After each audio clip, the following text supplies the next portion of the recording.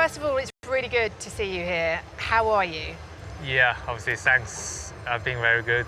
Having a lot of people sending me grids over the last few days, and yeah, overall I feel very, refreshed and no more any pain or anything throughout the crash. So yeah, everything ready for hopefully a much better weekend.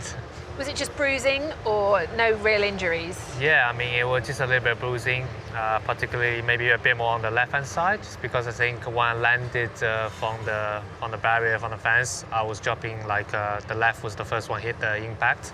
Apart from that, I was having no issues. So yeah, felt obviously very lucky to be firstly walking out of the crash, then having almost a fresh body coming through the next week, and it's incredible. What do you remember of it? Do you remember it all?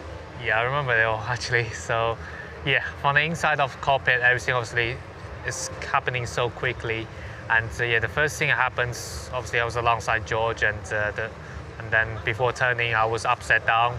And then I was going through so quickly, on the track into the gravel. First thing I did was just try to release obviously my hand out of the steering wheel. After I hit, I felt everything was okay.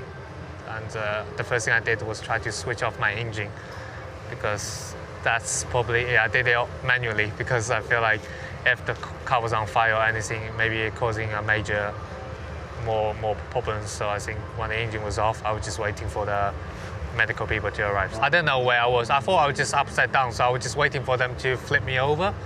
But then after watching the pictures or the videos, or I was in the medical center, I realized I was stuck in between the barriers, so it looks much more scary than what I was thinking. Were you able to communicate to the team? Because we obviously didn't hear anything, and that's what we always wait for, is to hear contact. Yeah, no, with the nothing. The dash was straight away black, and also I think the sensors, everything, they lost the telemetries, they lost obviously the radio, and yeah. And the first thing I wasn't trying to communicate with them or try to switch the car, because I was a bit worried because something was leaking. That's the first thing coming in mind, just get the engine to be off. So yeah, everything I think was done in a quite quick way, and yeah, happy to be here this weekend. Did you have family at the track that weekend? Yeah, actually, yeah, it's pretty heartbreaking to say it, because it's the first time I have the full family. So my parents and my sister to be watching, because they arrived on Saturday actually. It's just one day before Sunday's race, so they missed my amazing quali, but then they get to see that happen. So must be pretty tough moment for them, I have to say. But what's nice, I was able just to give them the information straight away, to making sure they are not that worried. I'm going to grab an umbrella because it's just started raining quite a bit. We saw George stop and jump out of the car, and I know it's something he's done before. We've heard that it's something he's done before. What was the reaction like from the other drivers? Because there seems to be really good tightness between you all right now, some good camaraderie as well. I mean, firstly, I think, huge respect for George to jumping out and making sure I was okay. Motorsports or Formula One is a hardest competition, but we always have big family off track. That's why we always try to sit together, try to race together, and clean and fairly. So I think huge sportsmanship that we've been showing, and not just from him, from all the drivers. Here we go, look, they've brought you a proper Alfa Romeo umbrella as well, perfect. I mean, we know that when they get it right, they do get it right, because there's no doubt the Halo now has saved several lives, including your own. When the crash happened, I think, especially for me, experiencing all that, the first thing I realized was just the Halo basically saved me. Then you have other things to investigate, but the first thing is that Halo did this job, because it did the job when I originally flipped straight away. It did the job when I went through the barrier, landed on the Halo sideways. My helmet is actually completely fine on the top, just a few damages just from the impact. I never say Halo so much scrapped in my life, so it's a big instant, but to walking out fine is completely just due to this big improvement of safety FIA was able to do with the Halo. Yeah, obviously the way firstly I got flipped up is not the most ideal scenario. I'm hoping it hasn't knocked your confidence. I mean, Johnny Herbert said to me that after a crash like that, when he walked away from it and came to the paddock at the next race, he actually almost felt taller and better. It almost gave him strength in a strange way. Does that make any sense to you?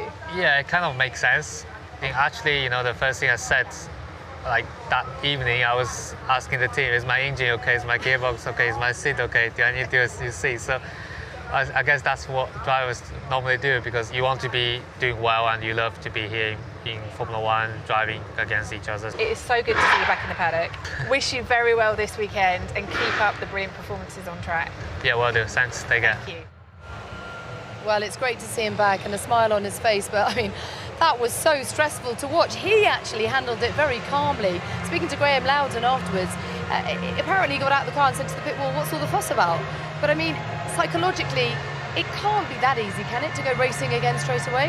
Well, Natalie, I'm sure you know this, we are wired very differently than yourself. To normal human beings. Yes, exactly. So it's something that doesn't really frighten us in many regards. All we want to do is actually get back into the car. It's a bit like riding a bike when we were kids. You fall off, you graze your arm. How's my bike? How's my bike? And it was all about us getting back into the car. So mentally, he'll be absolutely fine when he gets back in. Do you think so? Yeah. I don't know if I necessarily agree with that. Okay. I think every driver is obviously very different, and I think, you know, it's easy to have an impact like that where you know it was just due to contact, but sometimes when it's due to something else like a technical failure, it's hard to trust your car again. But really, you don't know until you get back in the car where you are psychologically. So it's good and well for him to come here this weekend and say he's doing just fine, but until he gets into that car, there's no way of really knowing exactly how you feel. And sometimes it comes. If he has a good weekend, and FP2 seemed to be a lot better for him. We saw him make major improvements from yesterday. So maybe he's getting back into the groove of things, and maybe he is shaking off whatever trauma he does have Well, from he last certainly week. impressed his team. Just talking to team members, they have been really blown away by just how well he's handled his, not just the crash itself, but the rookie season as a whole. Okay, join us after the break as